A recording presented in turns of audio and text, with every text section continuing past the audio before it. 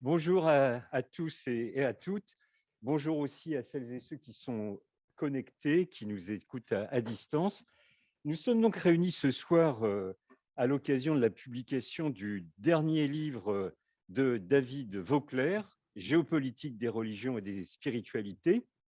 Euh, je tiens à préciser que ce livre s'inscrit totalement au sein de la collection Géopolitique des. Alors, on a fait 12 numéros, 12 tomes depuis maintenant 3 ans, soit sur des thèmes transversaux, comme c'est le cas aujourd'hui, soit sur des pays précis, soit sur des régions ou des sous-régions. Et ce livre, enfin, cette collection est systématiquement déclinée sous forme de 40 fiches, c'est-à-dire que nous voulons véritablement avec Erol, produire une collection destinée à un grand public.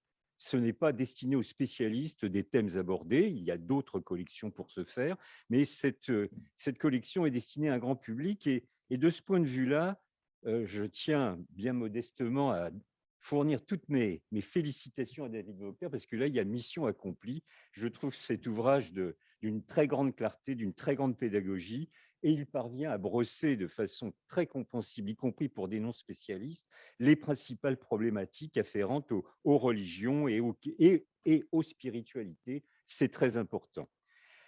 J'insiste sur ce dernier aspect d'ailleurs parce que c'est aussi, je trouve, moi je ne suis pas spécialiste du fait religieux, des questions religieuses, mais je trouve que c'est un aspect très important que d'avoir su, dans les limites d'un volume de ce type, brasser la quasi-totalité des problématiques. Bon, il n'y a pas prétention à l'exhaustivité, le format n'y suffirait probablement pas, mais ce que j'ai particulièrement apprécié, c'est qu'il aborde des, des formes de spiritualité, de croyances, de pratiques religieuses qui dépassent très largement le cadre des trois grandes religions monothéistes auxquelles nous sommes, nous, habitants de l'Europe de l'Ouest, très habitués, mais c'est évidemment parti aux questions que nous allons aborder ce soir, mais ce serait bien limitatif de s'y conforter. Donc, ce livre, par ailleurs, permet de faire avec grande précision le rapport entre le fait religieux et les enjeux géopolitiques. Alors, aujourd'hui, ça peut paraître relativement simple, évident en tout cas comme thème.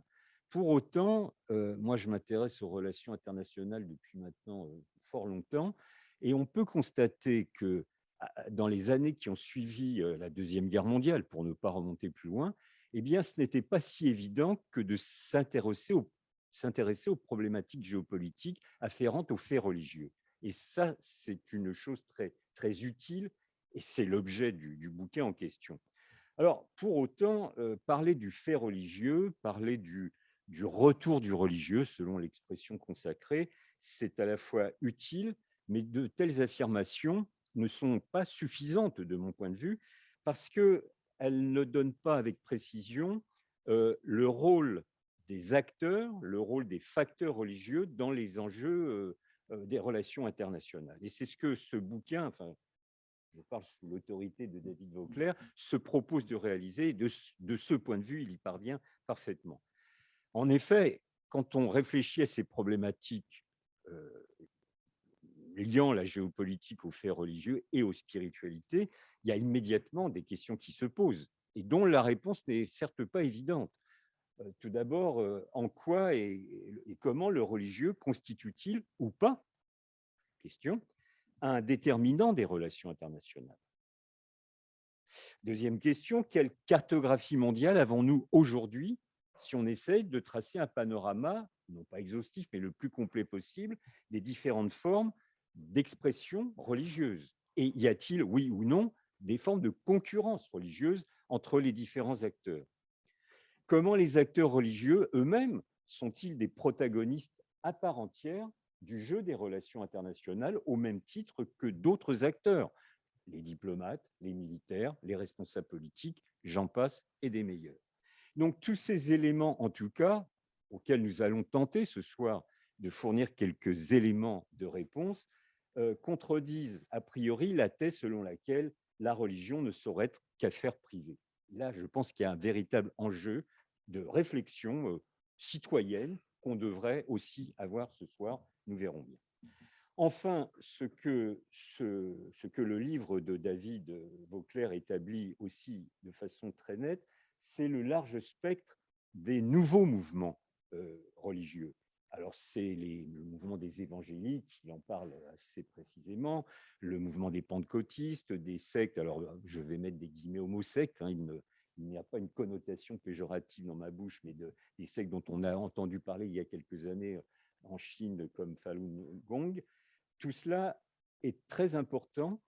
Et en lisant le bouquin, je réfléchissais à une chose qui ne m'était jamais venue à l'esprit, c'est que ces mouvements, ces nouveaux mouvements religieux, sont tous dotés d'une forme de mission qu'ils se sont auto-attribués, d'un rôle missionnaire. Or, dans l'histoire des derniers siècles, en tout cas, il est intéressant de constater que les mouvements missionnaires ont toujours été du nord vers le sud en termes géopolitiques, c'est-à-dire des États colonialistes vers ceux qui devenaient des États colonisés. Or, aujourd'hui, on assiste à un renversement complet de perspective, c'est-à-dire que ces nouveaux mouvements religieux, qui souvent ont vocation missionnaire, peut-être pas la totalité au demeurant, eh bien, ont une logique géopolitique inverse du sud vers le nord. Et c'est une réflexion qui m'est venue en lisant ce bouquin, auquel je n'avais jamais réfléchi pour ma part en ces termes. Donc, ces choses étant dites très rapidement, je tiens par avance à remercier non seulement David Vauclair, bien sûr, d'être parmi nous ce soir, mais aussi Yael Hirsch, qui est prof enseignante à Sciences Po Paris, Oleg Kobzves, j'espère ne pas déformer la prononciation de son nom, qui lui est prof associé à l'Université américaine de Paris, et notre ami Ziad Majed, qui ne peut pas être parmi nous, qui a un petit problème de santé, mais nous l'avons en visio, il nous entend parfaitement et il interviendra bien évidemment dans le débat. Donc, on va procéder de la façon suivante. Je vais poser une ou deux questions à chacun des intervenants, donc, que je remercie encore pour leur présence. Ils répondront de façon assez brève. En tout cas, c'est ce que je me suis permis de leur demander. Et puis, dans une deuxième séquence, eh bien, nous vous laisserons la parole à vous qui êtes présents et par écrit à ceux qui sont connectés, qui pourront m'envoyer leurs questions par les moyens techniques ad hoc. Donc, première question, David, à tout seigneur, tout honneur, bien évidemment. La question, elle est d'une simplicité que je n'ose qualifier de biblique. La réponse sera peut-être un peu plus compliquée, mais pourquoi ce livre? Quels sont les objectifs? Quels sont les buts qui étaient poursuivis en le produisant? Et qu'est-ce que vous avez voulu démontrer en réalité? Alors, il faut appuyer sur... Bien, alors merci beaucoup pour tous ces très aimables mots. Et puis, donc, bien sûr, merci à Ziad, Oleg et Yael d'avoir répondu à notre invitation. Je suis flatté d'être avec des gens plus compétents que moi encore. Et bien sûr, merci à Didier Billon de nous accueillir ici à l'IRIS. Merci à vous de vous être déplacés. C'est pas évident hein, en ces temps de Covid et ça fait plaisir de voir des visages. C'est beaucoup plus agréable que de juste parler à un écran avec des petites pastilles. Et bon, pour ceux qui sont derrière leur écran, eh bien, j'espère que ça vous intéressera. N'hésitez pas à laisser des commentaires et des questions. Nous ferons notre possible pour y répondre. Donc, pour revenir à votre question, qui est de savoir pourquoi est-ce que j'ai écrit ce livre, eh bien, c'est tout simplement parce que, au départ, c'est un cours que j'ai donné au sein d'un autre institut qui s'appelle l'ILERI et dans lequel on m'a donné la géopolitique des religions. Et le livre correspond tout à fait à la fois ce que je souhaitais. Ah, d'accord. Ah, je suis vraiment désolé. Oui. Alors, attendez. Mon micro est connecté, il y a un point vert et donc je ne sais que dire. Oui. Donc, je veux bien le rapprocher plus encore. Est-ce que c'est mieux comme ça? C'est mieux comme ça. Très bien. Alors, pour reprendre, je disais, ce livre vient au départ d'un cours et de ce cours, eh bien, c'est un mélange. C'est à la fois les questions que je me suis posées, comment essayer de résumer au mieux finalement un domaine qui est un domaine assez large et en même temps donc les questions que mes étudiants au fil des années m'ont posées parce que bien évidemment pour eux aussi c'était important et il y a un certain nombre de questions qui peuvent apparaître initialement simples et puis qui en effet méritent des réponses qui sont des réponses complexes. Et le but du livre a été, comme le reste de la collection et comme l'a indiqué Didier Billon, d'essayer de donner un cadre qui soit aussi précis que possible et aussi aidant que possible pour s'orienter dans un domaine qui est compliqué. Alors, notons que l'idée n'était pas de faire un livre de théologie, l'idée n'est pas de donner une vérité qui soit une vérité religieuse, mais beaucoup plus donc de s'orienter dans un domaine qui est social et politique, puisque la religion, c'est à la fois un mélange de foi, que je ne discuterai pas, et un mélange d'organisation politique, puisque dès que deux ou plusieurs personnes vont avoir une foi qu'ils estiment commune, ils vont discuter, à savoir de quelle est cette foi et comment vivre avec, et comment vivre ensemble, et comment vivre avec les autres, notamment ceux qui n'ont pas de foi ou qui n'ont pas la même qu'eux. Et ce phénomène-là est un phénomène qui est central dans l'histoire des sociétés, y compris aujourd'hui, et donc dans l'histoire des rencontres entre ces sociétés. Et le livre était là pour tenter de dessiner, je dirais, quelque chose de suffisamment précis pour que, à la fin de la lecture, eh bien, vous en sortiez avec tous les éléments qui vous permettront d'arriver à vos propres conclusions. Merci infiniment. Alors, moi, j'aimerais poser une première question à Yaël. Bon, vous avez consacré votre thèse de doctorat il y a une dizaine d'années à la question de la conversion des Juifs au christianisme. Ce n'est pas là-dessus que je vais vous interroger, mais évidemment, vos études doctorales, vos recherches doctorales vous ont amené à vous confronter au judaïsme, à la religion juive. Et ce que j'aimerais vous demander, c'est une question concernant là où les diasporas juives à travers le monde. Quel est le lien, quel est le rapport qui existe entre ces diasporas et l'État d'Israël? C'est-à-dire, en quoi y a-t-il ou pas des formes d'allégeance de ces diasporas à l'égard d'Israël? En quoi ces diasporas sont-elles des soutiens et dans quelles limites à la politique développée par l'État d'Israël? J'ai lu quelques papiers ces derniers mois ou ces dernières années à propos de la diaspora juive aux États-Unis, où il semble bien qu'une partie de ces juifs qui vivent aux États-Unis ont de plus en plus de réticence à suivre le cours politique suivi par les dirigeants israéliens. Donc ce n'est pas tant sur leur foi, dont nous n'avons pas à discuter ici, que sur les enjeux géopolitiques et donc politiques qui peuvent exister entre ces diasporas et l'État d'Israël, qui a été conçu, pensé et créé comme l'État juif, selon la célèbre formule du livre de Théodore Herzl à la fin du XIXe siècle. Donc c'est sur cet aspect que j'aimerais, que nous aimerions vous entendre. Merci beaucoup pour la question. Je ne suis pas géopoliticienne pour un sou du tout. Moi, ma thèse était plutôt en philosophie, ça marche, était plutôt en philosophie politique. Mais en effet, il y a quelque chose dans le judaïsme qui est très important, qui date d'ailleurs de bien avant le 19e siècle et le temps des nationalismes et le sionisme. Il y a un traumatisme fondamental, d'ailleurs la destruction du premier temple puis du second. On est en ce moment dans le judaïsme en plein Hanouka, qui est la fête des Lumières, qui célèbre donc le retour au temple et ce miracle d'une fiole d'huile qui a duré 8 jours alors qu'elle devait durer un seul, autour de la famille des Maccabées. La destruction du second temple reste un grand traumatisme dans la foi, dans la religion même et dans la pratique. Et les Juifs du monde entier disent le Shana Haba, le Yerushalayim. Maintenant, alors excusez-moi, je vais résumer très rapidement et brièvement, et c'est plutôt un point de vue de théorie politique qu'un point de vue de géopolitique. Mais maintenant, il se trouve que ça date et que depuis des siècles, il y a une habitude, il y a une diaspora, une dispersion, comme vous le dites, des Juifs du monde entier, et il y a une habitude de vivre comme minorité dans différents États avec différents modes de vie. Ça pouvait être dans un statut de dimitude pendant un grand temps dans l'empire, dans les empires musulmans. Ça pouvait être heureux comme un juif en France. Et Pierre Birnbaum a dédié un très beau livre au fou de la République, l'historien Pierre Birnbaum. Mais ça date, c'est-à-dire Maïmonide, qui est vraiment l'autorité même dans le judaïsme, était une figure importante bien dans l'Espagne de son temps et vivant de l'Espagne de son temps. Et il y a une autre phrase qui peut-être est à mettre en parallèle avec le Shana Haba et Yerushalayim, l'an prochain à Jérusalem, qui est Dina de Ruta Dina, la loi du royaume est ma loi. Et politiquement, il y a une pratique minoritaire du judaïsme et la loi du royaume est la loi, et on la respecte. Alors, je ne sais pas tout à fait si les religions rentrent dans la sphère privée, Mais en tout cas, le judaïsme est souvent un cas intéressant de la manière dont une religion a essayé de rentrer le plus possible dans la sphère privée, avec peut-être en France un cas, ça se passe un peu différemment en Allemagne, mais un cas qui est très intéressant de ça. Et bien évidemment, quand arrive le sionisme, alors c'est des grands résumés, hein, vous m'excusez, quand arrive le sionisme, il n'arrive pas n'importe quand. Il arrive à un moment qui est à la fin du 19e siècle, où ça fait 100 ans que, en Autriche, hein, Théodore Herzl était autrichien, mais on va dire en Europe occidentale, qui est quand même quelque chose de très différent. L'Europe de l'Est avait un statut complètement différent.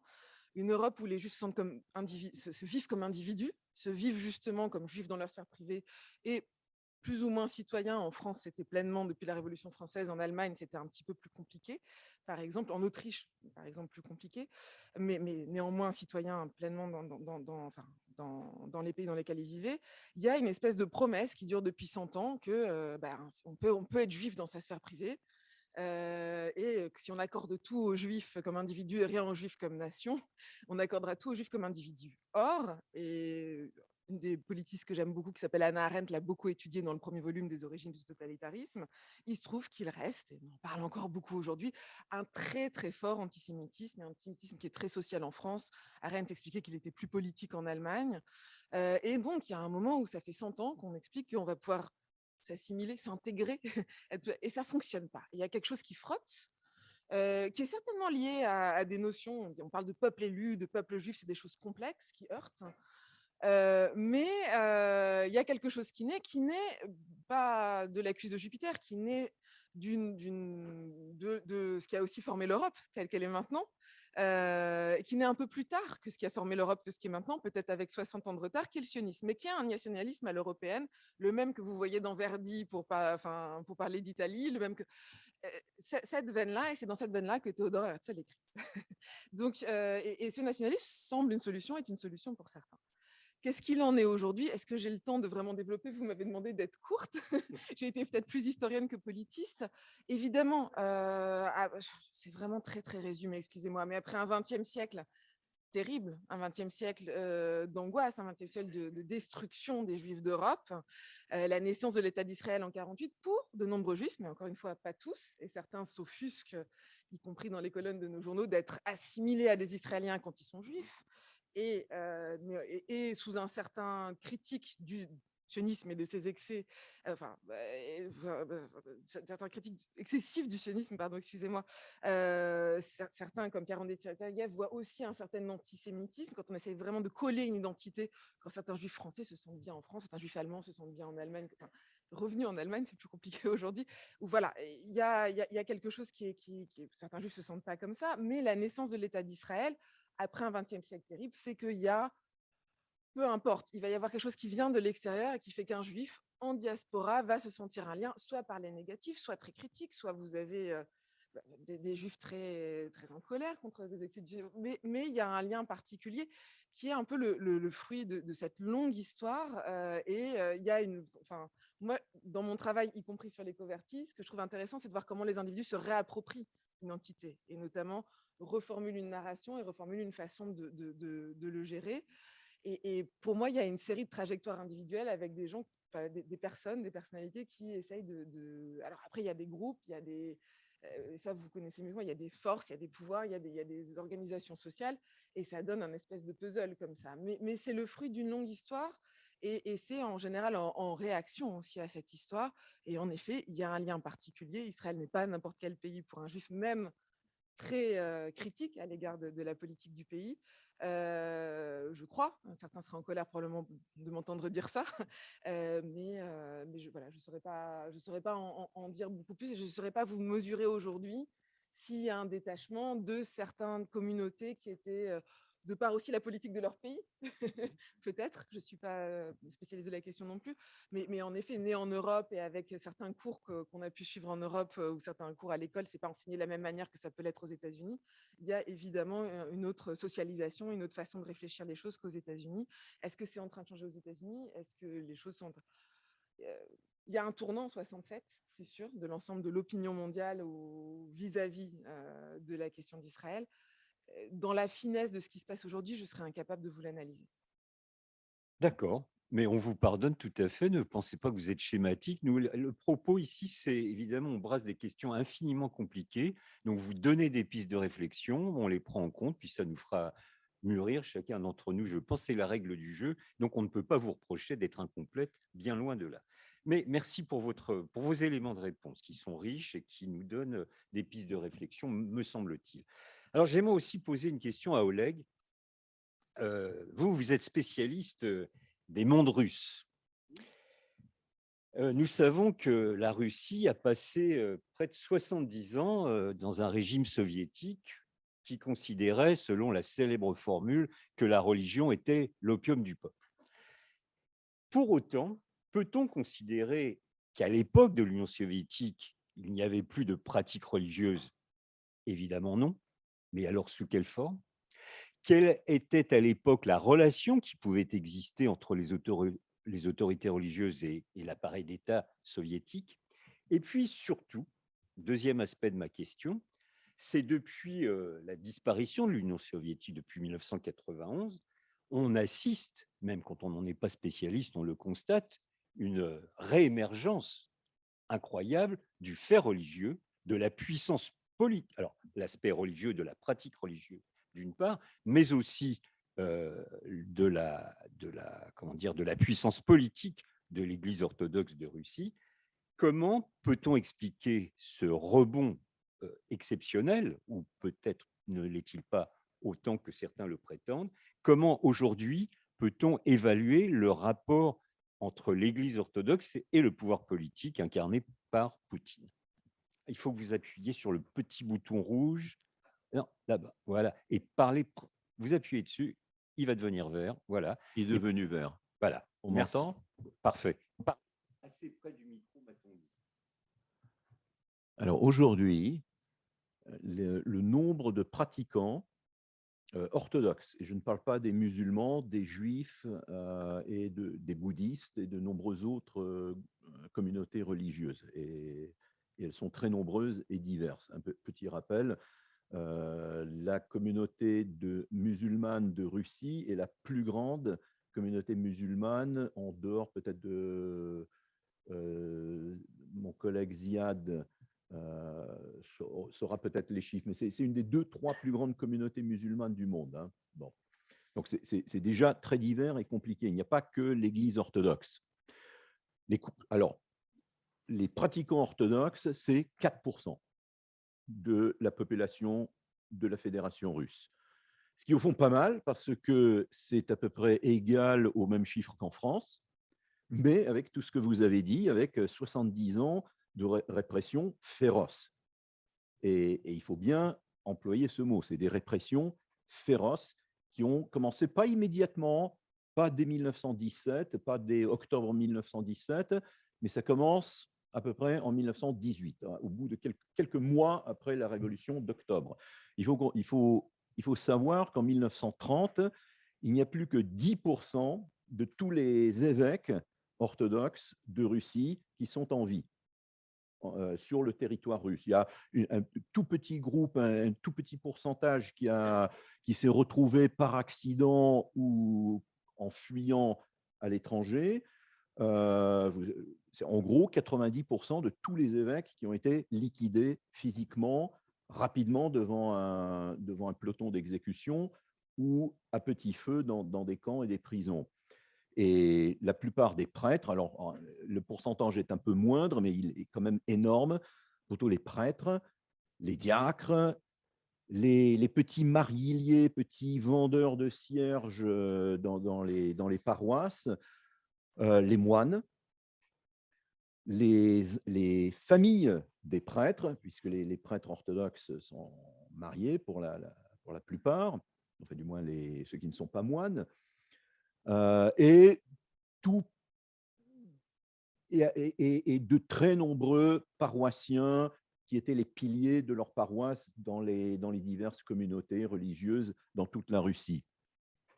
En plus, physiquement, les églises ont été détruites. Le métro de Moscou, c'est en grande partie les décorations de la grande cathédrale qui a été d'ailleurs reconstruite sous Yeltsin, qui sert de cathédrale au patriarche de Moscou. Et les croyants de toutes les religions ont été les cibles principales, avec d'autres groupes, évidemment avec des opposants politiques et tout autre groupe dangereux pour le considérer comme dangereux pour le pouvoir, ont été les cibles prioritaires des répressions féroces, donc, qui ont duré de 1918 à 1953. En 1953, ça se calme. Cependant, on continue à fermer des églises et une autre forme de persécution religieuse repart en réinstituant ce qui avait existé sous Staline et sous Lénine, c'est-à-dire une forme d'apartheid pour tous ceux qui, de près ou de loin, pourraient être contaminés par la pratique religieuse. C'est-à-dire des parents qui emmènent leur enfant pour être baptisés ou circoncis, sont sûrs de se retrouver comme parias dans la société. Ils ne pourront plus, ils peuvent d'abord, leurs enfants peuvent leur être enlevés, être mis dans des orphelinats, ou au mieux, ils vont avoir des réprimandes au travail. Et de toute manière, tous ceux qui, de près ou de loin, ont été repérés et inscrits dans les fichiers comme croyants et surtout comme pratiquants, ne pourront pas vivre une vie sociale normale. Ils seront vraiment en marge de la société. Malgré cela, vous avez des millions de croyants qui pratiquaient encore, malgré tout. Donc on voyait, alors c'était le phénomène des églises bourrées de monde. Alors c'est pas que il y avait tant de croyants pratiquants en Russie, mais ça en donnait l'impression, mais il y avait très très peu d'églises. Il y avait en gros 10 000 églises seulement pour des millions de pratiquants. Alors effectivement, des vieilles femmes qui n'avaient plus rien à perdre, qui étaient à la retraite, donc avec cette période donc se termine. Alors maintenant, cela dit, ce qu'on a découvert à la suite, c'est qu'il y avait énormément de crypto-croyants. Alors, ce qui est très intéressant, c'est de voir tous les dirigeants soviétiques qui se sont mis à dire « Mais moi, en fait, vous savez, ma grand-mère m'a emmené à l'église et j'ai été baptisé quand j'étais petit. » Donc, tous, et un nombre phénoménal, je dirais la majorité font leur coming out. Moi, j'avais vu ça déjà, j'avais pressenti cela à demi-mot. J'ai fréquenté quelques dirigeants, très peu, mais quelques dirigeants soviétiques, et je le pressentais. Je voyais bien qu'il y avait quelque chose. Puis ensuite, on a vu Gorbatchev, Poutine, Yeltsin, tout ça qui ont dévoilé ce qu'il y avait. Donc, je pense que l'Église a pu fonctionner quand même, elle n'a pas été complètement liquidée, comme c'était le plan, parce qu'ils avaient des protections en haut lieu. C'est absolument évident. Ce qui n'empêche pas des tragédies comme le père Dimitri Doudko se battant la poitrine comme si on était dans les années 30 à la télévision dans les années 70 en disant « je suis un salaud, je suis une mauvaise influence sur les jeunes, pardonnez-moi ». Ce que j'ai appris par la suite, une dame qui a failli être ma belle-mère avait dévoilé qu'elle était parmi les otages. Il y avait une liste d'otages. On disait si le père Dimitri Doudko, qui était un des prêtres les plus influents de Russie dans les années 70, ne sortait pas à la télévision pour se parjurer, pour dire que tout ce qu'il avait dit, tous ses sermons ne valaient rien et qu'il était un ennemi de l'Union soviétique et qu'il le regrettait. S'il ne le faisait pas, ces jeunes, alors ils ne seraient pas fusillés comme autrefois, mais il y aurait un petit accident par-ci, quelqu'un tomberait par hasard sur une savonnette dans sa baignoire par là, il y aurait un accident d'automobile par là. On faisait les choses beaucoup plus en douceur, comme on continue malheureusement à le faire aussi. Alors aujourd'hui, il y a une survivance de la foi parmi les dirigeants du Kremlin, donc ceux qui ont succédé, qui sortent quand même des mêmes écoles, c'est la même nomenclatura malgré tout.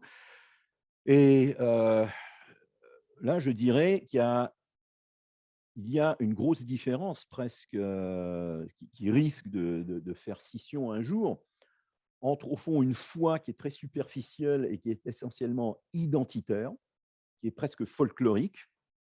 Ce sont les gens qui sont absolument obsédés de faire bénir leur petit pain de Pâques, leur kulich, avant la liturgie, mais qui se fichent absolument complètement du sens de la liturgie et ils n'ont même pas assisté à la liturgie.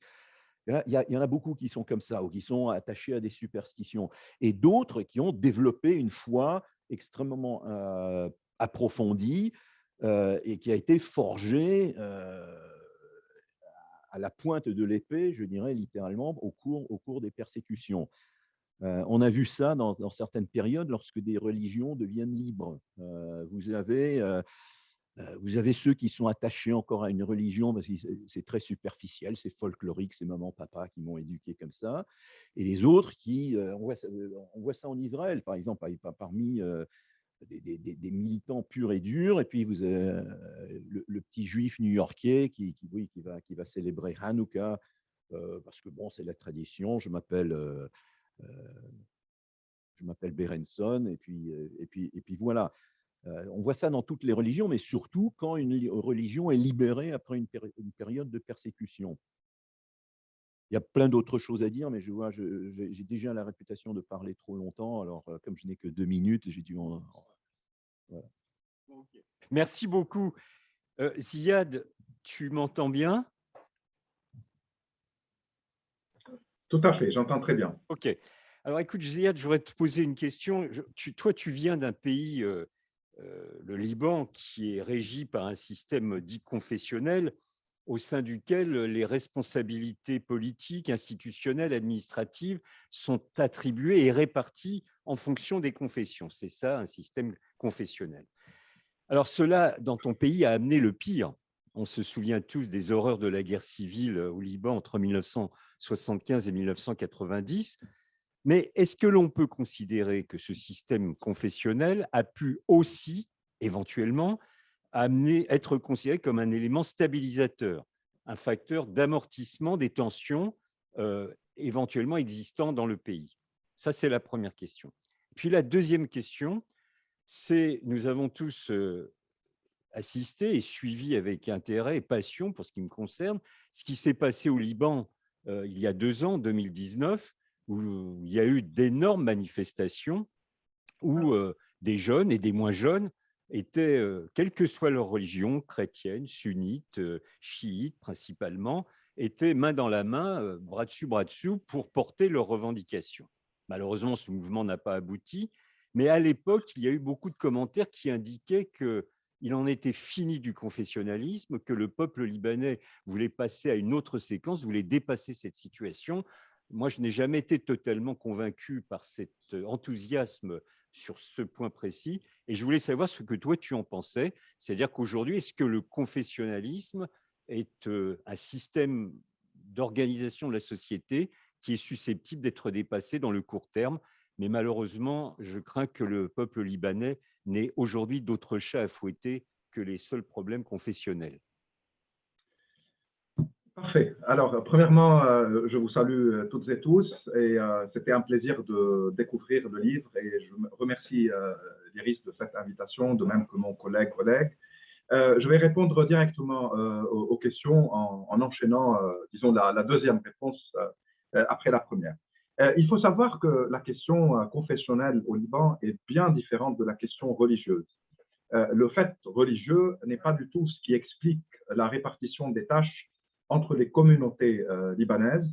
Donc, la question de l'identité ou de la communauté ne se définit pas d'une manière religieuse. D'ailleurs, on n'a pas eu des courants religieux dans l'histoire du pays depuis son indépendance, voire depuis la chute de l'Empire ottoman, seule exception faite d'un acteur hyper puissant aujourd'hui qui est le Hezbollah, qui a un logiciel religieux, donc une idéologie chiite, qui s'ajoute à son rôle confessionnel et politique dans le pays. Mais pour définir très rapidement le système confessionnel ou la formule confessionnelle au Liban, on l'appelle une formule consociative qui est basée sur une histoire de la construction des communautés et des identités communautaires dans le Mont Liban durant le 19e siècle, donc durant l'Empire ottoman, quand les Ottomans ont décidé d'aborder la question confessionnelle au Liban, étant donné qu'il y avait une très grande communauté religieuse soutenue par les acteurs européens, notamment la France, en leur accordant le droit de gérer leurs affaires, mariage, divorce, fonds, à donner à l'Église un rôle important dans l'organisation sociale de la communauté, de même que donner à d'autres minorités, telles la minorité druze, des droits ou des responsabilités pareilles. Donc, à partir de ce système, au sein de l'Empire ottoman qui a mené à une autonomie dans le Mont-Liban et à Beyrouth, la question confessionnelle a commencé à se poser. Et en 1920, les Français ont souhaité l'institutionnaliser, d'où la Constitution de 1926, puis la loi électorale, qui stipulait que les Libanais devaient être représentés à partir de leur identité confessionnelle.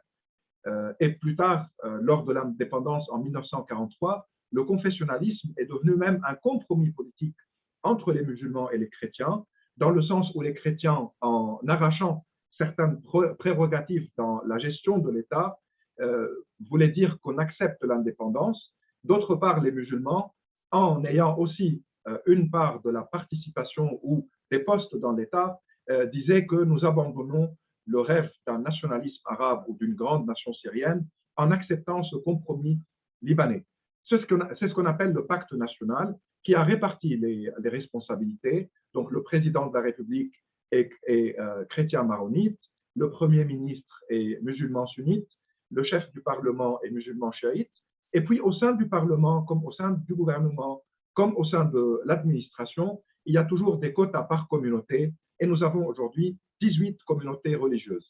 Sauf que l'État n'a aucune religion, et la Constitution n'évoque aucune loi religieuse. Elle laisse, par ailleurs, à chaque communauté la gestion de ses affaires religieuses dans des tribunaux religieux. Et le résultat de tout cela était à la fois positif et négatif. Positif dans le sens où cet équilibre entre les communautés a fait que personne ne s'est senti véritablement marginalisé ou occulté ou absent de l'enjeu politique, même s'il n'y avait pas une égalité entre les communautés. Les chrétiens avaient beaucoup plus d'hégémonie dans un sens au sein du système, mais ça a préservé le Liban des coups d'État, par exemple, militaires qui ont eu lieu dans la région, juste à côté, en Syrie, en Égypte, en Irak, dans plusieurs pays, et qui sont en soi aussi un des résultats, disons, du conflit israélo-palestinien. Donc, cet équilibre entre communautés n'a pas permis à une communauté de monopoliser le champ politique ou d'imposer à travers un coup d'État militaire ou à travers des lois et des législations une hégémonie totale.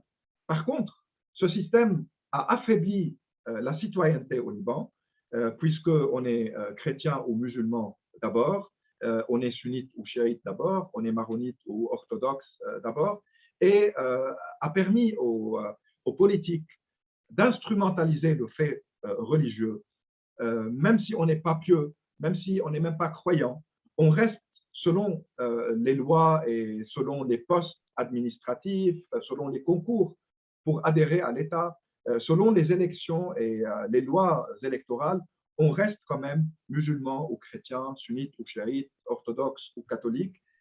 Et cela n'a rien à voir avec notre foi ou avec notre pratique ou notre croyance. Donc, un décalage s'est installé entre ce système-là et de nouvelles générations qui ont tenté, déjà dans les années 70, à travers la montée de la gauche, à réclamer des réformes et à réclamer une laïcité de système. Cela a toujours été combiné à des facteurs politiques reliés à la région, puisque la gauche était également très militante pro-palestinienne, face à une droite chrétienne libanaise qui souhaitait préserver le système tel qu'il est et imposer une neutralité du Liban dans sa région. Donc, souvent, la question confessionnelle a aussi créé des tensions et des crispations. Et vu que le système est consociatif, c'est-à-dire que la majorité n'est pas une majorité simple, il faut se rappeler que la Belgique, la Suisse, certains autres pays adoptent une formule similaire. On a toujours besoin de ce qui peut être considéré comme un consensus entre les représentants des communautés afin de permettre aux institutions de fonctionner. Il suffit qu'un groupe, ce qu'on appelle au Liban le tiers plus un, décide de bloquer un processus politique pour qu'on paralyse les institutions et la prise de décision. Et cela s'opère régulièrement maintenant, puisque entre les Libanais, non seulement il y a des rivalités s'agissant de la gestion de l'État, mais il y a également des alliances régionales, notamment avec l'Iran ou avec l'Arabie saoudite ou avec d'autres, qui font que les répercussions des crises régionales trouvent dans le fait confessionnel un outil de manipulation et de guerre par procuration ou de guerre de loin. En 2019, il est vrai que les manifestations ou le soulèvement populaire montraient qu'une nouvelle génération, encore une fois, essayait de dépasser le confessionnalisme. Parce qu'elle a vu que ce confessionnalisme-là n'est plus une garantie contre la dictature ou contre la monopolisation de la représentation politique, puisqu'au sein de chaque communauté, il y a eu, avec la guerre et l'après-guerre, la montée d'un seul acteur capable d'imposer au sein de sa communauté presque une vision totalitaire des choses. Et on n'a pas le droit, dans ce sens-là, d'être opposé à cet acteur-là, sinon on est dans la dissidence et on est dans les accusations de trahison et de rejet de notre propre identité et de notre propre appartenance. Donc, cette question a également mené à plus de corruption dans le pays, puisque le clientélisme qui se nourrit à travers le confessionnalisme rend les gens corrompus impunis. On a toujours peur d'accuser tel politique ou tel responsable de corruption s'il est d'une communauté, puisque c'est sa communauté qui pourrait se sentir visée. Donc, il faut toujours trouver un équilibre, même au niveau de la corruption et des accusations. Et avec la crise économique et sociale, avec les dépenses et avec la dette, la nouvelle génération au Liban en 2019 est descendue dans les rues, dans une deuxième vague des révolutions arabes, puisque c'était en même temps le Soudan, l'Algérie et l'Irak, et a réclamé la fin de ce système-là, a réclamé une justice sociale, a réclamé les droits des réfugiés palestiniens qui sont au Liban depuis 1948, des réfugiés syriens qui sont depuis 2012, et a réclamé évidemment une nouvelle constitution. Mais la contre-révolution était féroce, d'un côté menée par le Hezbollah qui est resté puissant et populaire au sein de la communauté chiite, menée également par la crise économique terrible et l'effondrement des banques et du pouvoir d'achat des Libanais, menée par le Covid. La pandémie a imposé également des couvre-feux et une peur, puisque les hôpitaux n'avaient plus les mêmes moyens qu'avant la crise économique. Et finalement, l'explosion du port de Beyrouth a été dévastatrice, puisqu'elle a créé une crainte, voire une angoisse chez une grande partie des Libanais, que la corruption non seulement pille le pays, mais même peut tuer. Donc, cette aspiration au dépassement du confessionnalisme a été plus ou moins battue par la contre-révolution. Et je suis d'accord que le confessionnalisme peut toujours se défendre, se préserver, puisque les ténors de la classe politique qui sont au pouvoir depuis 1992 sont assez rodés, assez expérimentés dans l'instrumentalisation des questions confessionnelles. Et puisque dans la région aujourd'hui, cette question s'impose dans plusieurs théâtres de conflits et de crises. Donc oui, il y a une nouveauté par rapport à la culture politique, à la conscience politique des jeunes libanais, mais non, on n'est pas encore dans un dépassement du confessionnalisme, puisque les forces confessionnelles arrivent à se défendre et pour le moment à se préserver. Merci infiniment.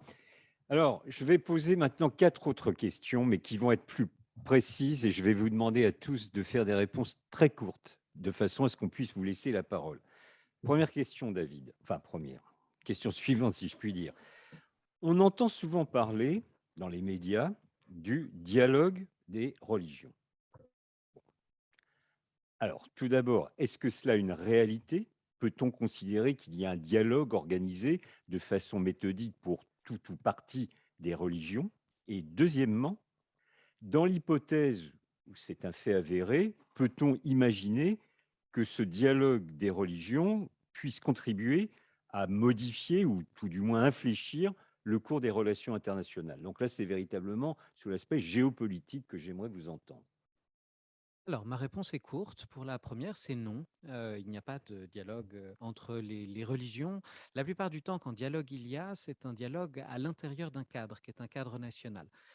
Il peut y avoir un dialogue entre les religions s'il s'agit de certaines religions.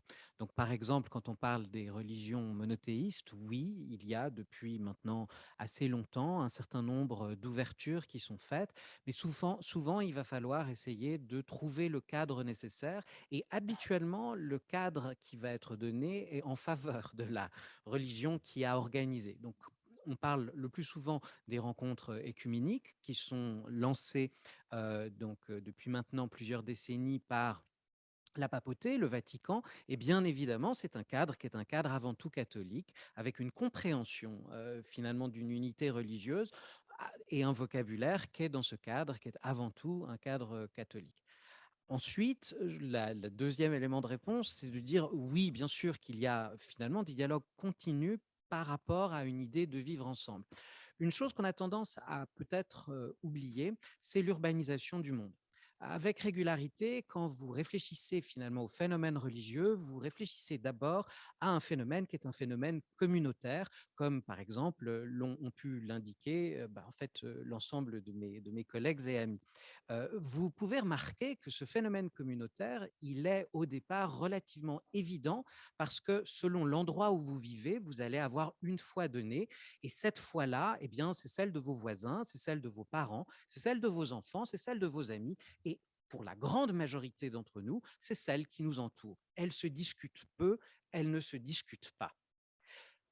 Arrivent les mouvements de mondialisation et l'urbanisation du monde. Ces mouvements-là entraînent le fait que pour finalement une véritable première fois, les religions vont véritablement se trouver à devoir partager un même espace géopolitique qu'auparavant elles ne partageaient pas. Et c'est une remise en cause qui est une remise en cause majeure. Pourquoi est-ce que c'est une remise en cause majeure? Parce qu'il faut vous imaginer que si vous pensez au début du XXe siècle, il n'y a que 10% de la population qui vit dans les villes. Aujourd'hui, nous sommes 56%. Si rien ne change, d'ici à 2050, nous serons 68% à vivre dans les villes.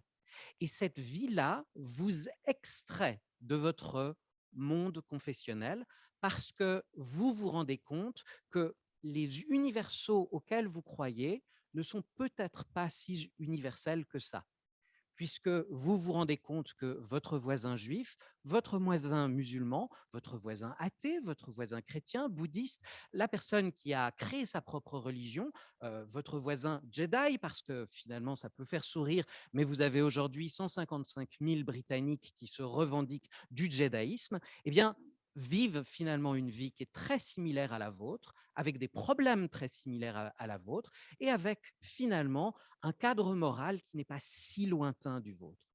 Et que faites-vous par rapport à cela? Deux réponses. La première, c'est une forme de sécularisation, et on peut voir la sécularisation qui se développe alors dans les milieux urbains avant les milieux qui ne le sont pas. Et la deuxième chose, c'est une forme de radicalisation. Parce que, assez logiquement, eh bien, vous voulez défendre ce qui est vôtre et vous recherchez une pureté qui, jusqu'à présent, ne se posait que peu en tant que question, parce que, sincèrement, c'était partagé par le plus grand nombre.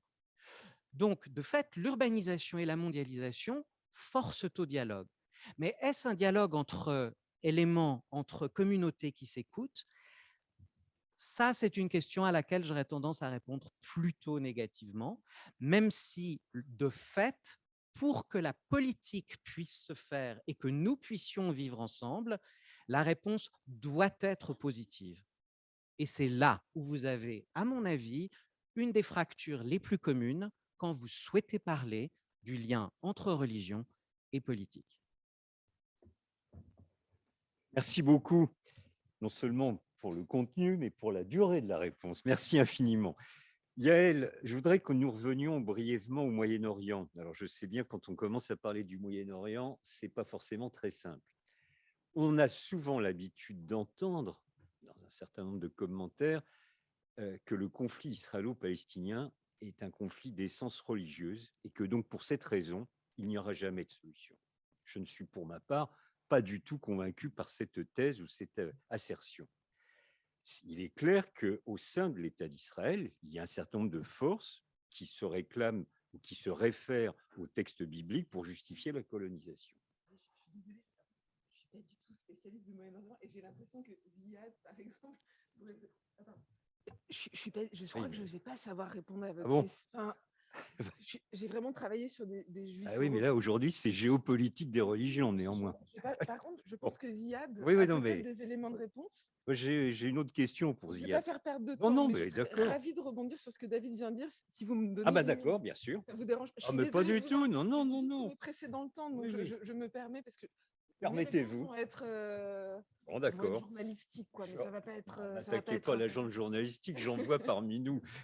Je suis aussi journaliste. Non, je sais bien.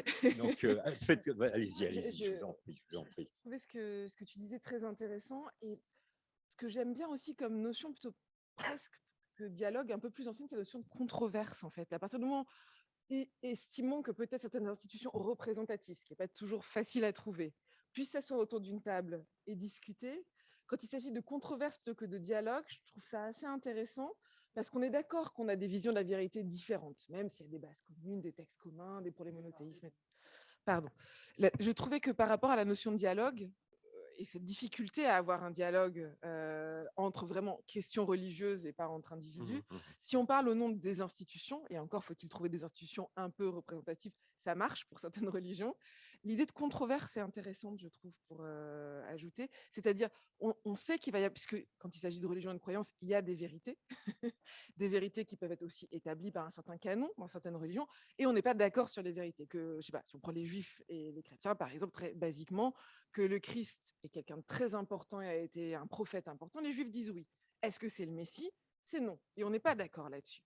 Et je trouve ça intéressant de commencer le dialogue par de la controverse, c'est-à-dire sur quoi on n'est pas d'accord, et peut-être, pas à pas, mieux comprendre en effet les raisonnements, les finesses de l'autre, comme autre. Et je trouve que dans...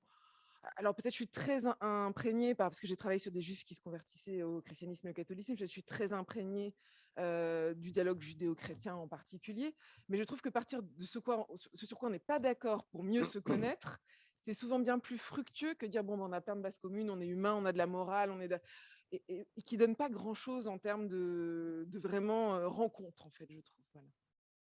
On pourrait appliquer au cas israélo-palestinien. Non, je rigole. C'est une provocation de ma part.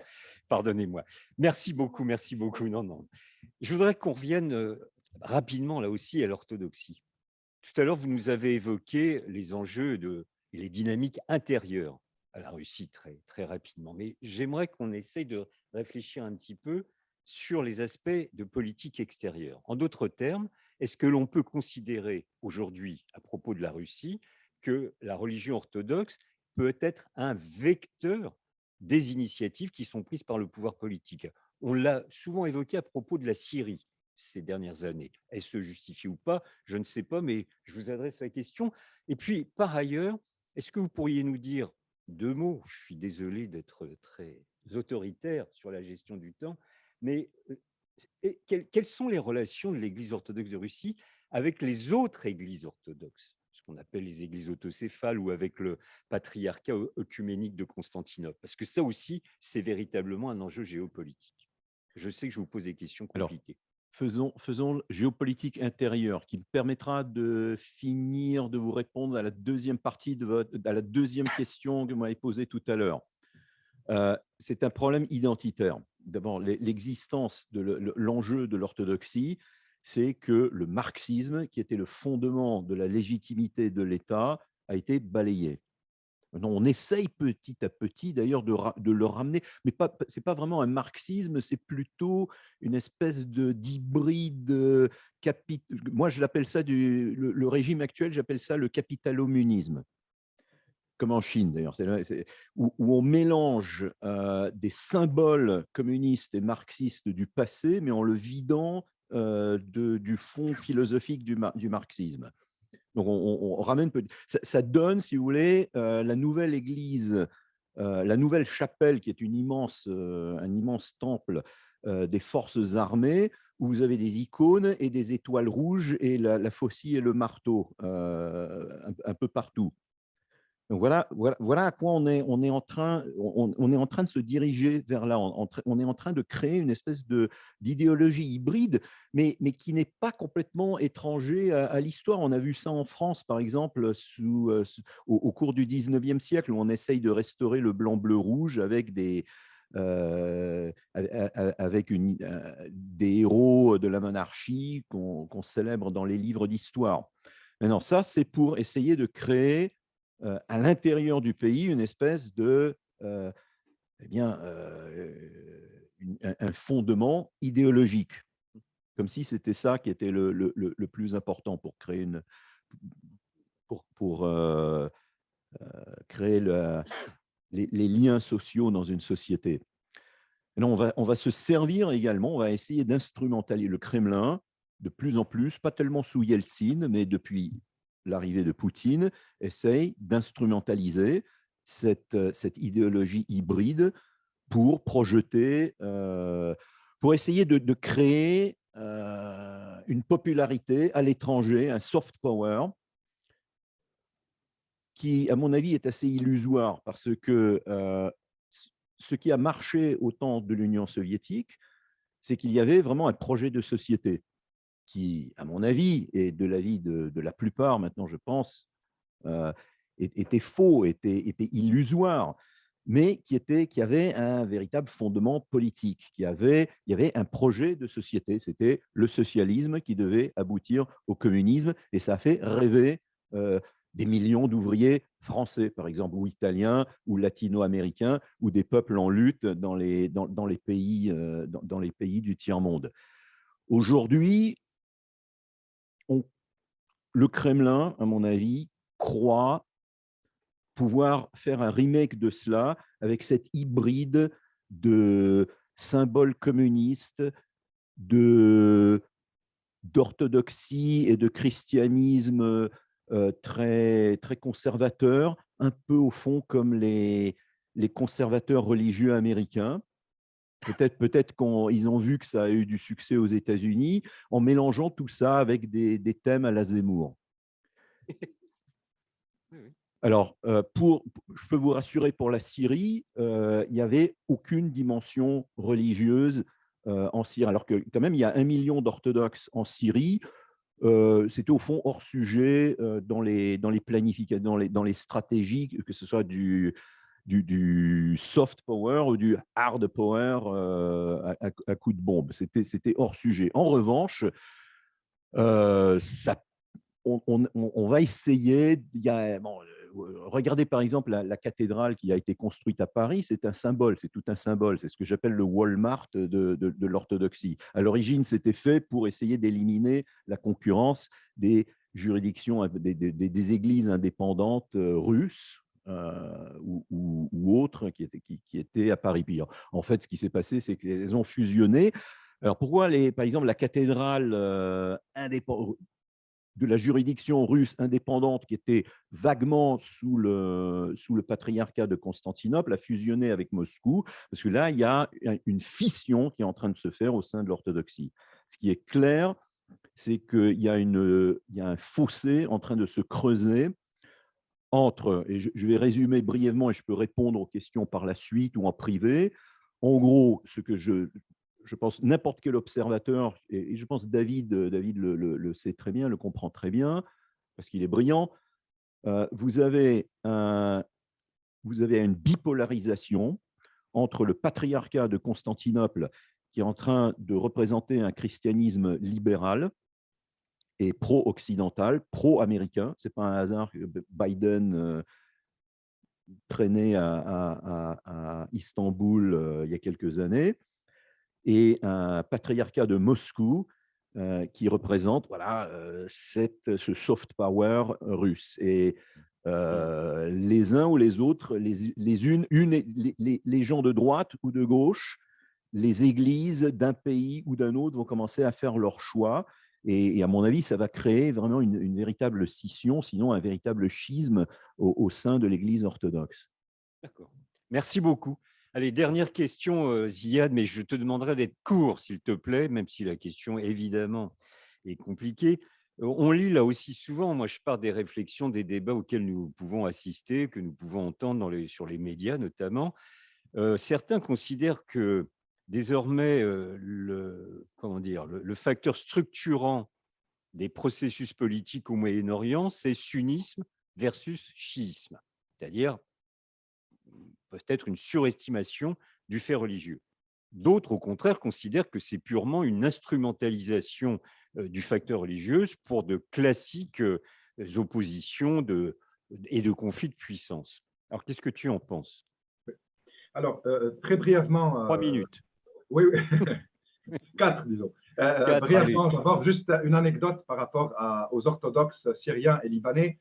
Dans certaines maisons grecques orthodoxes au Liban et en Syrie, il y a toujours des portraits du tsar, de Staline et maintenant de Poutine. Donc, il y a un peu cette identité orthodoxe qui se présente à travers des icônes, entre guillemets, russes. Et je suis d'accord avec Oleg par rapport aux considérations de l'intervention russe en Syrie, qui ne sont pas religieuses. Par contre, ça a été instrumentalisé dans des vidéos de propagande où on montrait des prêtres orthodoxes offrir leur bénédiction aux soldats et aux avions même de chasse qui partaient bombarder les Syriens. Pour parler du sunnisme et du chiisme, il est très difficile de raccourcir ou de faire des présentations des conflits à travers de ce prisme-là. Juste, je peux donner quelques exemples. Le conflit en Libye n'a rien de chiite sunnite. La Libye est à 99% sunnite. Le conflit entre la Turquie et les Émirats arabes unis, qui devient de plus en plus imposant, même si maintenant il y a des tentatives de réconciliation, les deux États sont sunnites. Entre les Émirats et le Qatar, ou l'Arabie et le Qatar, c'était également la guerre, et ce sont des États sunnites. Entre l'Égypte et la Turquie, c'est une guerre ouverte, deux États sunnites. Par contre, il est vrai que l'Arabie saoudite et l'Iran ont tous les deux instrumentalisé la question sunnite-chiite afin de mobiliser, dans des cas précis, le cas du Bahreïn, même si ce n'était pas extrêmement violent là-bas, mais ça a créé des crispations identitaires. Évidemment, en Irak, du côté irakien, il y a eu une création de milices chiites irakiennes qui ont pris le dessus parfois sur l'État, le jeune État irakien issu de l'occupation américaine et de l'invasion d'Irak en 2003. Et puis, il y a au Liban le phénomène du Hezbollah qui est le produit de la révolution iranienne de 79, puisqu'il a été créé en 82, juste après l'invasion israélienne du Liban et son occupation qui va durer jusqu'en 2000 et qui va donner à Hezbollah une popularité dans le monde arabe, puisqu'il va résister aux Israéliens, tout en s'imposant aussi sur la scène politique libanaise et en imposant ses choix plus tard. Et puis, il y a le phénomène Hariri qui était très proche des Saoudiens. Mais à part, et même, excusez-moi, au Yémen aujourd'hui, on parle souvent des Houthis comme étant chiites. C'est faux. Les Houthis sont des Zuyouds qui, historiquement et théologiquement, sont plus proches du sunnisme, mais ils sont les alliés des Iraniens et certaines conceptions du chiisme reliées au Mahdi ou au 12e imam ont été adoptées par ce mouvement politique, mais ce n'est pas une question confessionnelle au Yémen, c'est beaucoup plus un enjeu géostratégique. Les Iraniens souhaitent contrôler l'accès à la mer Rouge, comme ils contrôlent l'accès au Golfe, et les Saoudiens veulent à tout prix empêcher cela et imposer leur mot politique au Yémen. Je finirai par deux choses. On ne peut pas nier aujourd'hui que la question religieuse dans le monde arabe et dans le monde musulman se pose quand même, puisqu'il y a énormément de crises, il y a énormément de conflits. Elle se pose à la fois dans l'approche occidentale qui toujours évoque les questions des minorités chrétiennes, qui évoque le conflit israélo-palestinien comme étant un conflit religieux, bien qu'il ne l'est pas. C'est un conflit aujourd'hui, si on le définit par rapport au droit international, c'est un conflit relié à l'occupation et à la colonisation avant toute autre considération. Et puis, dans un monde où il n'y a pas de participation politique, le jeune Marx disait que la religion est l'âme d'un monde sans âme. En fait, dans le monde arabe aujourd'hui, ou en terre d'islam en général, la politique, la religion est la politique d'un monde sans politique, sans participation, avec des systèmes qui ont été construits selon des modèles de l'Europe de l'Est ou de l'Union soviétique ou d'autres exemples assez autoritaires, pour ne pas dire totalitaires. Et puis, il y a toute l'histoire et ses controverses, et il y a la chute de l'Empire ottoman qui avait bouleversé les donnes et créé des aspirations contradictoires au sein de la plupart des sociétés. Mais le chiisme et le sunnisme ne peuvent en aucun cas expliquer la complexité de la sociologie politique et même des enjeux géopolitiques dans la région. Merci, voilà qui est net et clair. Alors, je vais vous laisser la parole. On va faire circuler un micro. Qui veut la parole?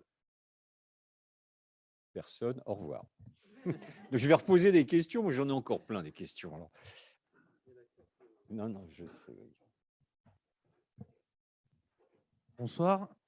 Vous m'entendez, c'est bon? Très bien. Alors, ma question est la suivante. Elle rejoint un petit peu la première question que vous avez posée à Madame Hirsch. Quel est le rôle des diasporas dans des contextes conflictuels? Alors, je pense par exemple au cas du Karabagh.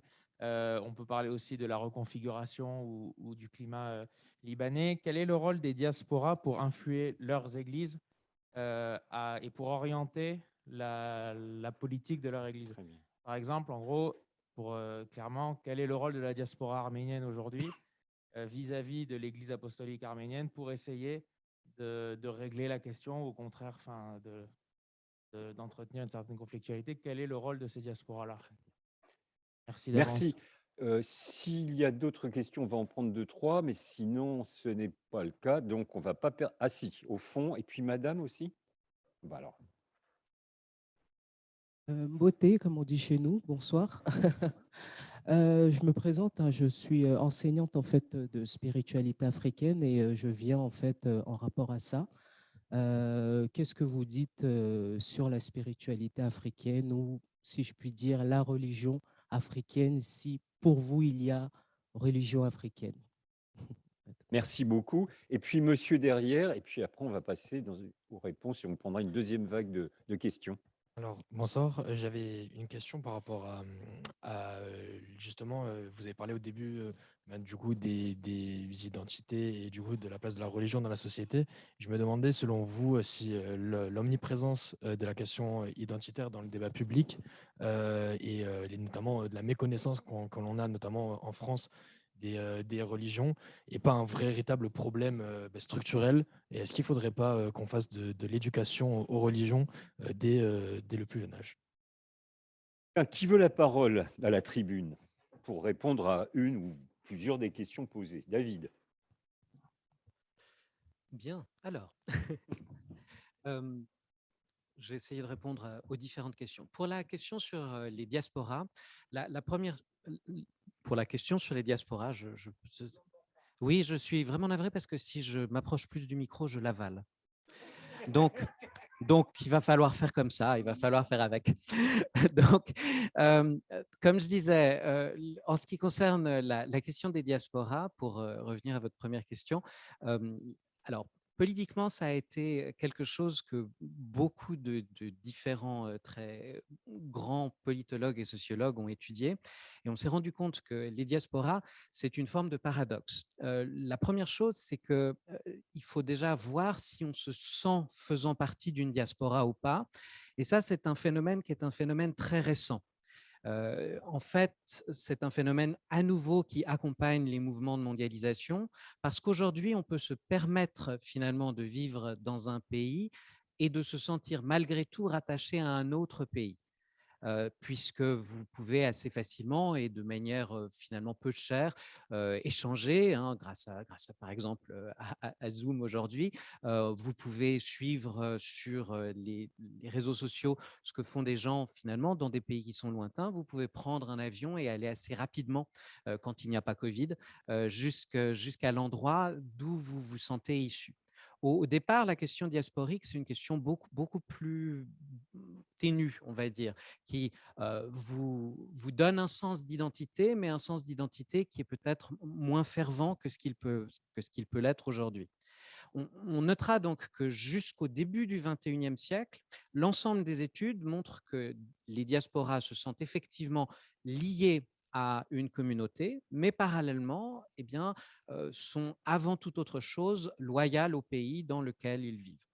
Et ça, on peut le voir. Alors, il y a beaucoup de choses qui ont été faites sur les diasporas juives, mais on peut voir vraiment la même chose par rapport à la diaspora arménienne, par rapport aux diasporas italiennes, par rapport finalement à cet ensemble.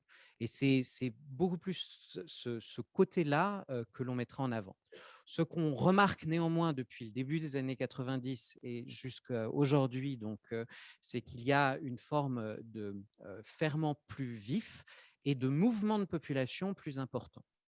Et parallèlement, il faut aussi remarquer, et ça répond, je pense, à votre question, qu'il y a, si ce n'est des mouvements idéologiques, en tout cas des mouvements financiers qui vont faire qu'à l'intérieur des diasporas, même si finalement on ne se sent pas forcément très proche, on va envoyer la plupart du temps un soutien financier. Et ça, alors on a pu le voir de manière très forte au niveau du Haut-Karabakh, où la question a été une mobilisation des milieux arméniens un peu partout, mais y compris en France, et un appel à la générosité qui d'ailleurs a été, à ma connaissance, plutôt suivi. En ce qui concerne la question sur les religions africaines, j'aurais tendance à y répondre de manière plus générale, c'est-à-dire que vous avez une réalité religieuse en Afrique qui est complexe, qui est multiple, qui est important, avec certains pays qui vont avoir une forme d'unité. Si on pense à l'Afrique du Nord, vous avez majoritairement une réalité musulmane, et puis vous avez un mélange, ça dépend des pays dans lesquels vous vous trouvez, selon finalement les différentes formes de spiritualité que vous y trouverez, avec habituellement des formes de syncrétisme, c'est-à-dire de mélange entre les différentes formes religieuses, à la fois monothéistes et polythéistes. J'ai du mal personnellement à considérer qu'il y a une religion africaine. En revanche, il y en a effectivement plusieurs et donc elles vont avoir un impact à la fois sur la vie locale, la vie sociale et la vie politique d'un certain nombre de pays, que de l'Afrique de l'Ouest jusqu'au sud de l'Afrique.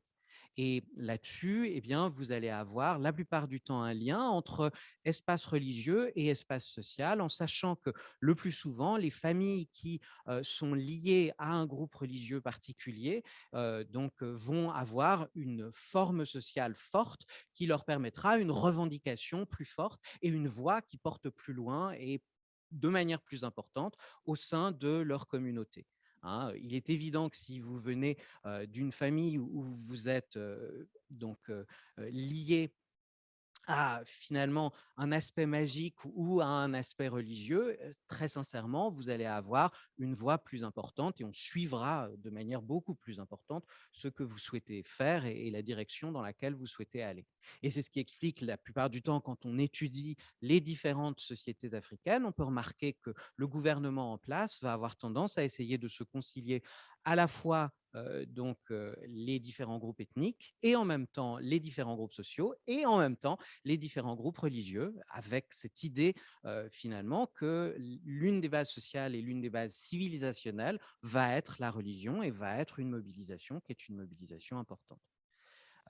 Ce côté syncrétique amène bien sûr, et donc je vais essayer d'être bref, mais amène bien évidemment après à ce qu'il y ait des discussions au sein des religions monothéistes, puisque si les religions polythéistes ont plutôt tendance à être tolérantes par rapport aux changements ou aux transformations, les religions monothéistes, et en particulier les nôtres, donc christianisme, islam et judaïsme, sont jalouses. Et donc, ça va créer des tensions qui sont des tensions très fortes, avec la plupart du temps des oppositions qui peuvent mener jusqu'au conflit. Et puis, votre dernière question, c'était sur l'éducation. C'était quoi sur l'éducation? Je ne suis plus très sûr de la question. Ah oui, alors personnellement, je pense que oui, et c'est une des raisons pour lesquelles j'ai écrit le livre, donc ça sera ma réponse rapide. Je pense que oui, et je pense qu'on est plus fort à la fois dans sa croyance et dans ce quoi on ne croit pas, si on sait plus de choses que si on en sait moins. Et une des choses qui a été remarquée, qui est importante, par exemple, dans le débat souvent extrêmement vif entre Gilles Kepel et Olivier Roy sur la question de savoir s'il y a une radicalisation de l'islam ou bien si donc il y a une islamisation des radicalités. Le fait est que dans tous les cas, on remarque qu'effectivement, les gens qui aujourd'hui font appel aux religions et qui se radicalisent les connaissent en moyenne bien moins que ceux qui finalement les prônaient, les proposaient, se battaient et parfois mouraient pour elles il y a 50 ou 100 ans. Et ça, c'est effectivement, à mon avis, un point important. Il y a un affaiblissement religieux qui est très net. Et donc, quand je prends mes étudiants, pour qui j'ai beaucoup de respect et je dirais même d'affection, je remarque que le plus souvent, si je fais appel à ce que j'estimerais une culture commune religieuse, habituellement, il y en a toujours 2-3 qui savent, mais il y en a beaucoup, et c'est la majorité, qui ne savent pas. Donc oui, à l'éducation religieuse, je pense qu'elle est importante et je pense qu'elle permet de comprendre le passé et le présent de manière plutôt efficace.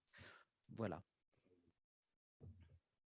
Alors, sur les diasporas, je vais juste comparer deux catégories de proportions.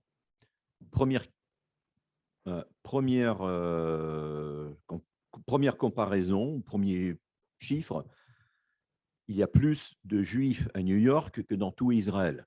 Et ça a évidemment des conséquences. Vous êtes d'accord avec moi? Bon.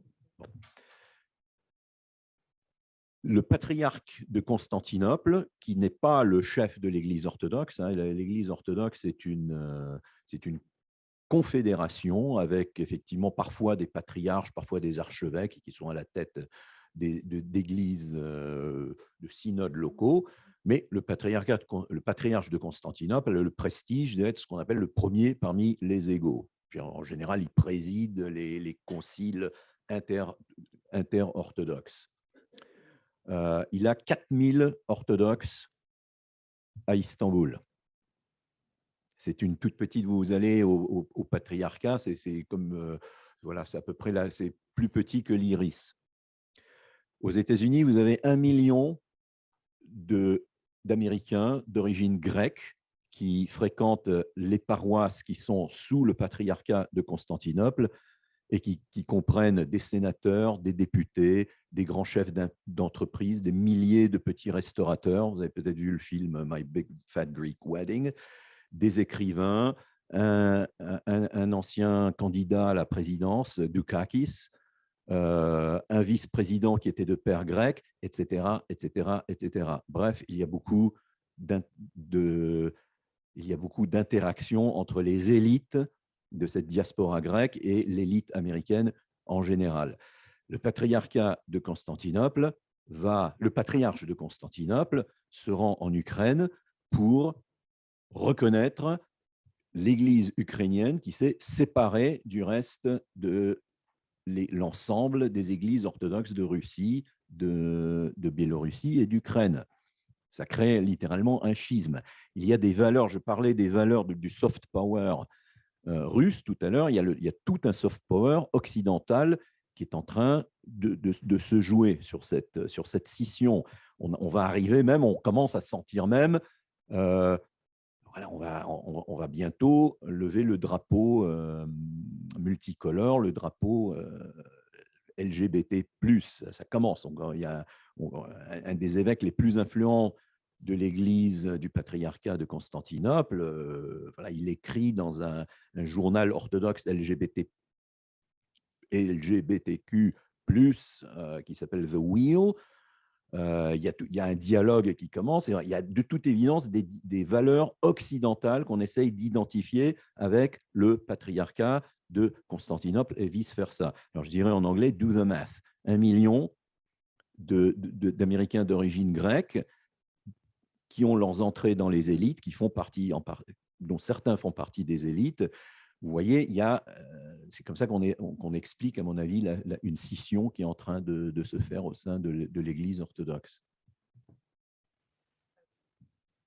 Et c'est géopolitique, je veux dire, c'est pas qu'un problème religieux, c'est essentiellement une lutte ce sont des instruments, des soft power américains et russes. Pardon, mais qu'est-ce que vous vouliez dire par le fait qu'il y a plus de juifs à New York que dans tous les... Enfin, Alors, est-ce que je me en trompe? Je fait, crois j'ai qu'il y a- juste ouais. fait moi, Oui. je suis très mauvaise. Mais d'accord, pour l'importance des chiffres, ça, Oui. c'est l'idée Voilà. principale et évidemment Bon, ça a son importante. influence, Il y en a à évidemment. peu près, enfin, fast-checking Wikipédia, excusez-moi, j'ai pas du tout le temps de revérifier. Il y en a à peu près autant aux États-Unis qu'en Israël. Donc, dans tous les Ça États-Unis. joue, je pense. Ça, Ouais. ça peut, voilà, c'est pas New York en tant que tel. Non, mais juste, peut-être c'était. Je suis un peu vieux jeu. Je suis un peu, ça remonte à il y a longtemps, effectivement. Il y a eu une époque, quand j'étais jeune, oui, c'était le cas. Alors, Mais vous me oui, pardonnerez sur le et fond, me sur l'importance corrigerez. des chiffres. Et j'accepterai avec J'avance. Non, je voulais humilité juste votre dire- correction. Excuse-moi. Je voulais juste dire un tout petit mot sur l'éducation. Enfin, mais c'est plus du vécu, en fait. Et je pense que David, tu as eu un peu la même expérience que moi. En France, on a grandi dans un pays laïque et c'est quelque chose d'important. Et c'est quelque chose où dans la sphère publique, du coup, on peut dire plein de choses et on a tendance à réserver des choses dans la sphère privée qui sont de l'ordre du religieux. Et donc, on raisonne ensemble dans la sphère publique. Enfin, c'est en tout cas ce qu'on essaye de faire. Et puis, ce qui est plus de l'ordre des croyances et dans la sphère, enfin, c'est peut-être de moins en moins le cas, mais c'est en tout cas le modèle dans lequel on a grandi. Et moi, quand j'ai commencé ma thèse, pour avoir des informations sur les religions, c'était pas facile en fait. Trouver des cours, je suis allée chez les jésuites au cours CEF pour trouver des cours sur le catholicisme, parce que je suis allée, moi qui avais plus du tout travaillé le judaïsme, enfin, j'ai fait ma bat mitzvah chez les juifs libéraux et ça s'arrêtait là, j'ai dû et ça manque un peu, c'est-à-dire j'ai rencontré une personnalité que je trouvais assez exceptionnelle, mais tard peut-être un peu trop tard dans ma thèse, qui est Jean-Luc Poutier, qui est un historien des religions, qui dirige le CEFRELCO, qui est un centre de recherche pour lequel d'ailleurs j'ai fait une étude sur la gestion de la diversité religieuse par les grandes entreprises, des choses très dans la cité comme ça. Et il est aussi, il dirigeait le collège universitaire de Sciences Po à un moment donné, et le cours d'histoire des religions de Jean-Luc était quelque chose. Alors j'étais son assistante, donc c'était un peu tard pour faire ma j'étais pas si vieille, mais je trouvais que c'était important, voilà, d'avoir accès à ça. Et pour avoir, donc, avec David, on s'est rencontrés à Sciences Po, mais après, on enseignait ensemble à Boston University à Paris. Et c'est vrai, quand on a des étudiants américains, on peut leur faire parler de ce qu'ils croient aussi. Et il y a quelque chose chez moi qui dit, enfin, la croyance, ça fait partie de l'humain, en fait. Et quand on est chercheur en sciences sociales, c'est approcher des autres, comprendre leurs croyances, même si elles sont très diverses. Et même si c'est pas pour dire, en fait, on a les mêmes archétypes, donc c'est un peu la même chose. Il y a quelque chose entre ces deux eaux-là. On se prive de peut-être toute une dimension qui est importante. Et puis, dernière petite chose, ça c'est très... Après le 13 novembre, je pense qu'enfin, comme pas mal d'entre nous, j'ai été très choquée, très bouleversée. Et bouleversée aussi de cette idée de... je sais pas, tout d'un coup de réaliser en me retournant sur 10 ans en arrière qu'en effet, j'avais plus tellement de discussions sur nos croyances diverses et ce qu'on voulait construire ensemble avec des amis musulmans, chrétiens, qu'on parlait de plein d'autres choses, mais on évitait soigneusement des sujets de croyances. Il y avait une espèce d'urgence à faire ça et j'étais en train de me dire qu'est-ce qu'il faut faire? Est-ce qu'on va juste aller boire des verres et parler de plein de choses ou est-ce qu'il faut mettre du sens et sur quoi, encore une fois, on n'est pas d'accord? Et une des choses enfin, c'était peut-être très égoïste, mais qui m'a fait du bien à l'époque, c'est j'ai une de mes amies qui travaillait pour une association qui s'appelle Enquête, qui va expliquer et la laïcité et les différences religieuses à tout type de public. C'est-à-dire aussi bien, ils ont des outils pédagogiques pour les enfants, qu'elle peut aller expliquer à des équipes de footballeurs ou de jeunes qui se professionnalisent dans le football, ça aussi. Et ce travail-là social, c'est-à-dire il y a l'éducation par l'école, bien sûr, mais l'école est laïque et républicaine et on peut étudier l'histoire des religions. Il y a évidemment des écoles qui sont de confession religieuse, mais qui apporteront des choses. Voilà. Mais il y a aussi un travail social à faire dans lequel on peut s'engager plus tard dans la vie, où on peut s'engager avec ses familles, enfin, de rencontres, quoi. Et moi, je me suis retrouvée à animer des ateliers avec des enfants de 8 à 10 ans, à Ménilmontant, c'était pas non plus, mais qui sortaient de l'école, qui étaient en études, qui avaient accepté de signer. Donc, on était un petit groupe de 4-5. Et juste, ils devaient construire un sujet de recherche, vous imaginez pas le... Et ils l'ont fait, en fait. Et c'est eux qui ont posé le sujet en disant, voilà, est-ce que les religions disent quelque chose, enfin, sont responsables de quelque chose sur la différence de traitement entre les hommes et les femmes. Et bon, ils avaient des exemples très concrets de pourquoi les femmes sont à la cuisine. Mais Jean-Luc Poutier est venu leur parler, par exemple. Enfin, voilà, et c'était quelque chose de... Je trouve humainement, intellectuellement, et une des choses qui est satisfaisante. Alors, est-ce que c'est une petite utopie? Est-ce qu'on ne peut pas faire ça en grand? mais de la société américaine, avec parfois ses excès, ces choses, il y a une richesse où tout d'un coup, il y a une liberté d'expression avec ses excès, mais il y a une richesse dans la façon dont les individus, les associations prennent en charge les choses et permettent un dialogue et une éducation enfin, voilà, que je trouve intéressante en tout cas. Ziad, est-ce que tu veux répondre sur une des questions qui ont été posées? Oui, mais je ne sais pas si vous voulez que je réponde sur ce qui est écrit, parce que je vois qu'il y a des questions écrites Non, également, on va- qui évoquent la question du djihadisme, la question de l'islam. Si vous le souhaitez, je peux évoquer cela. Je commence juste par deux mots. La diaspora libanaise ou les diasporas du monde du Moyen-Orient, du monde arabe, n'ont pas un rôle différent du rôle des communautés nationales qui sont toujours dans les pays. Le cas libanais est peut-être un peu exceptionnel, puisque entre 1870 et la fin de la Première Guerre mondiale, il y a eu énormément de Libanais qui sont partis vers les Amériques, notamment vers l'Amérique du Sud, où ils se sont installés, ils sont parfaitement intégrés, et une grande partie n'a même pas la nationalité libanaise aujourd'hui. Par contre, dans les moments de crise, les diasporas se mobilisent pour des réseaux de solidarité.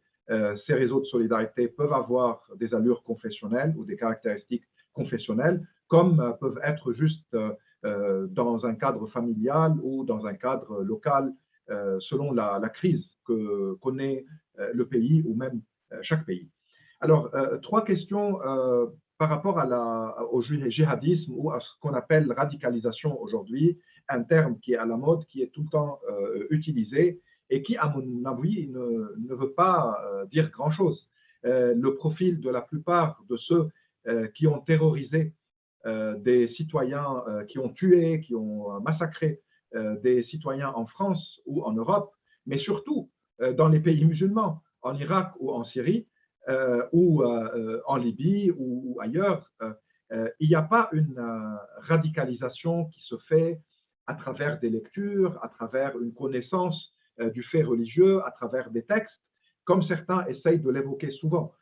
Il y a dans un grand nombre de cas, des délinquants qui se convertissent à une forme de militantisme religieux qui, à travers un nihilisme, à travers une frustration, une haine du monde, transforme ou essaye de sublimer un acte criminel et un acte suicidaire en un acte de martyr ou un acte religieux.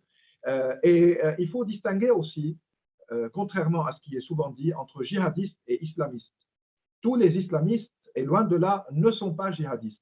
Les djihadistes au sein des groupes islamistes sont une minorité qui n'a pas de cause territoriale, qui n'est pas dans la temporalité des questions politiques. Et les groupes djihadistes sont nés dans la fin des années 70 en Afghanistan, suite à l'invasion soviétique du pays. C'est ce qu'on appelle Al-Qaïda. Puis des métamorphoses au sein de ces mouvements-là ont mené à la création de Daesh ou de l'État islamique. Mais ça reste un phénomène assez, disons, réduit ou assez qui concerne une minorité des islamistes. Les islamistes, en général, sont ceux qui portent un discours considérant l'islam une réponse aux défis politiques et non pas seulement aux défis éthiques, sociétaux, etc. Et ils sont aussi jeunes, ils ne sont pas ancrés dans l'histoire du monde musulman. On parle notamment des frères musulmans qui ne sont nés que dans les années 1920 en Égypte. La tradition salafiste est née plus tard, même si elle avait des racines dans les sociétés musulmanes. Le wahhabisme, c'est un phénomène du 19e siècle surtout, mais il va être dans sa diffusion ou dans sa montée puissant à partir des années 70, 1970, puisque le boom pétrolier va permettre à l'Arabie saoudite de dépenser et de se trouver un rôle régional en utilisant sa version de l'islam. Et puis avec la révolution iranienne, les rivalités entre l'Iran et l'Arabie vont mener à des discours chiites et sunnites qui invitent le 7e siècle au présent pour échapper à d'autres questions et d'autres considérations contemporaines. La question s'agissant de est-ce que l'islam crée toujours des problèmes ou des tensions là où il vit avec d'autres religions. Ziad, tu ne pourras pas répondre à toutes les questions. Hein. Je te le Non, dis non, je tout de voulais suite. juste dire Donc, que je te laisse je pense une pas que minute. les Rohingyas aujourd'hui ou les Ouïghours, c'est eux qui créent les problèmes à leurs voisins dans leur pays. Et je pense que cette question-là doit être traitée d'une manière en tout cas assez différente. Bien, pardonne-moi de t'avoir interrompu, mais Aucun problème. Il est 20 heures, donc nous avons des règles à l'IRIS et qu'il faut que nous terminions à 20 heures. Et j'imagine que vous avez peut-être d'autres rendez-vous et peut-être que vous avez tout simplement faim. En tout cas, un très, très grand merci à tous nos intervenants, Oleg, Gaël, bien sûr David et Ziad, pour la richesse de vos réflexions, pour les pistes que vous nous avez ouvertes. Je ne peux qu'un faire un dernier conseil, c'est de lire évidemment le livre de David. On le trouve dans toutes les bonnes librairies, puis on le trouve surtout en vente à l'IRIS. Donc n'hésitez point, c'est tout à fait utile et important. Et le débat de ce soir nous l'a confirmé. Merci à tous. Merci beaucoup. Merci, au revoir.